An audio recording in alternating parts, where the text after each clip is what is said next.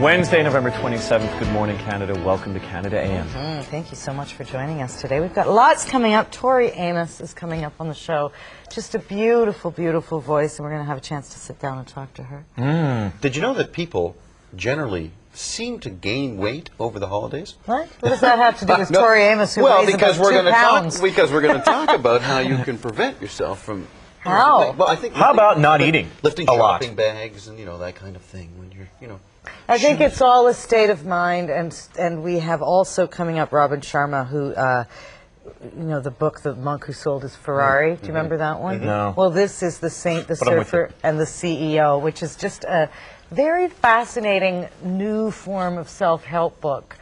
He has a very interesting strategy on living a better life, living in an authentic life, so we're going to talk to him too. Also, we are going to be talking to Lynn in Lynn's diary. She has just finished chemotherapy, or she's finishing chemotherapy and beginning radiation treatment, so we're going to be talking to her for a little checkup. And as well, we're going to have Alan Hawko, an actor, very hot actor actually, from Newfoundland, so I'm not biased. I was just going to, every single time there's a new He's going to be here for coffee talk. So hot. And Alan was in, remember we had Amy Redford in for The Yes. Shape of Things, Don't tell Robert us Redford's she's daughter. from He was the, Newfoundland. Yeah, she's from we Newfoundland. know. Yes, she's not from She's Newfoundland. from Hollywood. She's from Hollywood, but he was in The Shape of Things with her, and, What do you stunned get? the critics and the audiences, so we're going to have him in. What do you get when you mix a Newfoundlander and Well, someone from Don't Hollywood? go there. Newfoundlander and what? Someone from Hollywood.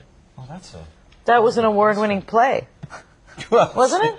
Mixing a Newfoundlander and someone from Hollywood? Was that the Amy name? Redford. Oh, the play. Oh, yes. Okay. See, that's why I See, the never whole thing make is it's jokes. Newfoundland and Labrador. That's the whole thing. We got to get our mindset because you can't just say Newfoundland anymore. It's Newfoundland and Labrador. It's all one now. It's like Now that Ontario. we've cleared up Newfoundland this and Labrador. whole mess that I think I created. Yes, you did. Now we're going to... there's Tori Amos. This is her new video from her new album. And here's Lisa with her. Tori Amos has sold over 12 million albums worldwide, has been nominated for 8 Grammys, and rejuvenated the era of the female singer-songwriter along the way. Scarlet's Walk is the name of her latest album, and Tori joins us to talk about the project, the journey, really, Tori, isn't it? Constantly, yeah. But I don't know whether to congratulate you on this beautiful new CD or your beautiful child that was a product of this CD. It happened at the same time. She's just changed the way I see the world. And maybe when I was sitting on my egg with her, like Horton, I guess this album started to write itself really slowly, a little bit at a time.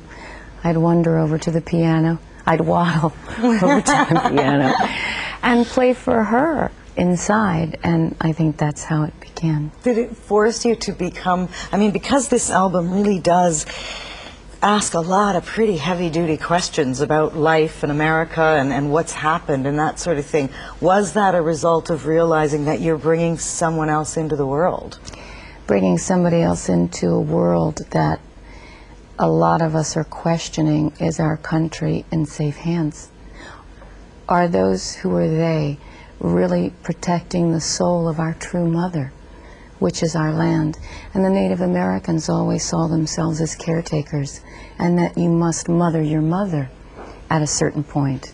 And maybe until I became a mom, I didn't question our true mother, not until we saw her bleeding and burning in New York City that day. Which is still such a haunting image. Do you feel you've come out of that a better person now, that the world has come out better people for asking questions like this? I wonder sometimes.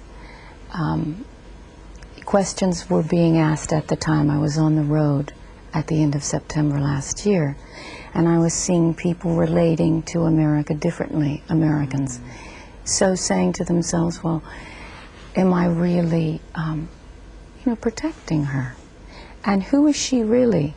And she wasn't just an object. The French, whatever you think of them, they've always known that France is an entity and an essence, not just, we're Americans and this kind of entitlement. You talk about motherhood and your father actually was Cherokee, was he not? No. No, my mother's father. Oh, your mother's father. So my father wanted to be Billy Graham. Ah, is that right? Yeah, Interesting. yeah. So you actually grew up, what, a preacher's daughter? Oh, yeah. Is that right? Daughter of a preacher. Were man. you rebellious? No. No? Or did you have freedom of expression in the house? Because you No. certainly have it now. No, there was no freedom of expression in the house. That's why, I mean, my mother will sit there and say, yes, there was. Anyway, that's why I think I toddled over to the piano, because you were able to express what you were really thinking in a very Christian household. My mother, who was brought up with the Cherokee stories from her father and mother, decided to marry this Scottish-Irish descendant. They were all Church of God. My father's mother was a minister, a teacher and a minister. Both of his parents were ministers. So were you, did you keep religion in your life, or, because you clearly have spirituality. It's just so obvious in your music. But do you have religion? I have religion as a study. I've been studying it over the years, and its impact and how its place. I mean, every religion has its mythology, and that fascinates me. And so I've been studying them. Funny that you're studying now. Tell me about when you were, what were you, a 13-year-old girl at music school? I was kicked out of music school when I was 11. 11? No. So I was playing bars when I was 14, weddings and funerals before then. How did your father feel about that? He used to escort me, because in Washington, D.C., they didn't have a law that you had to be 16 or 18, because it's not a state. It's Washington, D.C. So he would escort me. He figured, you know, you're going to pot, literally. So he said, what do you want to do? I said, I want to play and sing songs. So he said, get dressed. My mother was visiting her family, and so we went, and the only place that would let us in, it's like there's no room at the bar, was this gay bar. Is that right? And that's where I got my start, and my dad had to open himself up to gay guys who would come over to him. He'd have his collar on, and they'd say, hello, Father, what brings you here to these parts? I gotta say, he sounds like a pretty cool guy to have taken his daughter because it was something you wanted to do. He sort of did it. Well, his answer all these years has been, one of the gay guys said, so why would you bring your daughter here, Reverend? And my father said, because you won't be taking her home now, will you? Oh, that's good. So he was very protective of his little girl. Yeah, he's good. But what's a girl who's so hugely talented, playing and singing, getting kicked out of music school? What did you do? I think that at the time, music school hadn't thought about how to integrate all this learning into a contemporary world. And now the Peabody Conservatory is rethinking that. A lot of the conservatories are rethinking that. How do you become a modern musician, but from this tradition of musicians? And that's redefining itself. You have to redefine yourself, I guess, now as well with the baby. How are you managing such a heavy tour schedule? What's life like? I mean, you're a working mother now. Everything is better because of her, honestly. She puts everything in perspective, and I think, I don't know what I did with my time before. And also, you just get a little too precious with everything. I mean, now I'm backstage, and you know, you have on this beautiful dress, and you know that she's having one of those moments, and you just go, she goes, Mommy, Mommy, I'm a mess. And you just go, okay, come on. Sling the dress off, or not. Spit up on the ball gown. Whatever. Who cares, right? Yeah. But does it ever make you sort of resentful of the heavy tour schedule or not? Look, there are days, okay? I mean, there are days when I was on the bus the other night. It was 3 in the morning, and I couldn't get Rapunzel Barbie in. And then she wanted... I hate it when that happens. Yeah, she wanted The Princess Bride, and I had tears running down my face. I looked at her, and she just was about ready to have a tantrum, and I just said, it's never enough.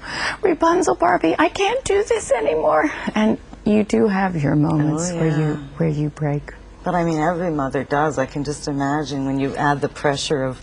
But once you're on stage, is it still magic for you? Like singing these songs? It's heaven. Yeah. Yeah, it's like there's no elixir, there's no food, there's nothing I've ever had, except a cuddle from Tosh, that takes you to this other world. And the music does that. And I think playing this music right now, I don't know what it is. This Native American woman came to see me on tour last year, and she said, the ancestors are coming. They're coming to visit many people now, whether you like it or not. They're coming. So you can receive them, or they're just, they're going to bash your door down anyway. So I said, okay, I'm going to make them a nice cup of tea. Nice welcome, Matt. What was it like working, I mean, you've worked with your husband, of course, but on something as personal as this project, does he give you free rein? Is it back and forth, the decision-making? How does that work? We started as workers together. So he's a sound engineer. Our relationship was work-related first, and then we got a bit naughty. But I think that is our foundation, so we have a working way together. We know when we're about ready to throw things across the room. And I guess maybe because Scarlett is a character, she's my alter ego. Tell me about her, who she is. She's every woman, I guess. The whole story is this woman taking a road trip in America in troubled times, and America is a character in this. She shapeshifts between the other women, but Scarlett is flesh and blood. So she's, she bleeds, she can be any woman, and she's trying to discover who this creature is and what she herself believes. And she does have quite a few lovers and husband, and I don't really go into all that. Scarlett is someone that were you nervous to put her out there in front of the public? She kind of just showed up and said, I'm coming, and I'll be fine. You worry about yourself, Tori. I'll be fine. Well, it's better than fine. It's great. And Tori Amos, I thank you so much, and I know you'll be here to perform for us later in the show. Thanks for joining us today. Stay with us. There's more ahead.